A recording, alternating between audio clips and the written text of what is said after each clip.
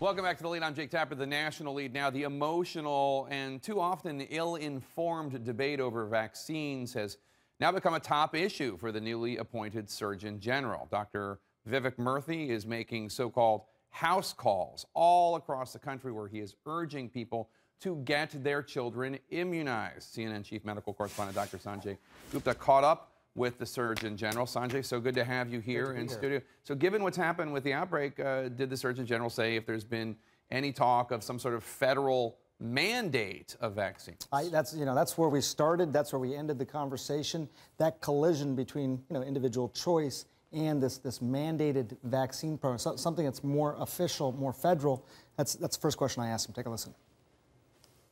And just to be clear, you would not recommend mandating vaccines at this time, except for medical exemptions, correct? Yes, that's correct. And you would not want to significantly change the opt-out process, the exemption process overall. You still want to allow people to exempt based on personal, religious, or medical reasons. Well, on that, what I would say is that while I don't necessarily believe that we are at a stage where we need a federal mandate when it comes to vaccinations, I am not in favor of an expanded exemption process, and I'm concerned as it is that the current exemption process in some states is too permissive. That's what so he talks about the fact that he wants to cut down the number of people who can say no to these vaccines. What is interesting is that since 2009, there have been 31 more bills introduced to expand the exemptions. They haven't necessarily passed, but there's a lot of momentum about, letting people opt out of these vaccines. Except, of course, when they opt out, they put not only their own children, but other children at risk. Obviously, there's an education process about vaccines that's failing in this country. Does he have a plan to help fix that, to convince parents that it's much more safe to have your kids immunized than to not have your kids immunized? You mentioned at the beginning he's on this listening tour going around the country, and when I asked him about specifically what is the problem here, why don't people want to get their vaccines, it doesn't seem that the education is really a problem. Maybe it is, maybe it isn't. That's what I really wanted to drill down with him on. Here's how he answered that.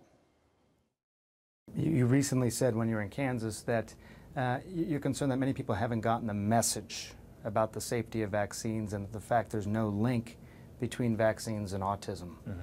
You think people really haven't gotten the message, or are they choosing not to hear it? Well, I think it's a combination of the two. I think that there are many people out there who have not gotten the message. They may have read on the internet or heard from friends who come with the best of intentions, but who may have misinformation, about this subject. And I just want to be very clear: this link that was purportedly made between autism and the measles vaccine, that was debunked. That is not correct. There is no evidence that the measles vaccine causes autism. This is obviously a message that we're hearing from lots of different people, but he doesn't think that despite all these messages that have gotten out there, as much as people have been talking about it, he still thinks there's a significant part of the population that believes these things. It's not that they're willfully ignoring it. He believes that they actually don't think that vaccines are safe, and so that's why he's on this tour. This has been going on for a little while now. This outbreak of measles didn't just happen. Why did he wait until now? Well, he got nominated in November of 2013. It took December of 14 for him to actually get confirmed. So it was a year, and he just sort of started on the job right before the holidays. It's been interesting, Jake. You got Tom Frieden out there, who's been very vocal after Ebola. Who will he sort of emerge as a spokesperson around these issues, I think still remains to be seen.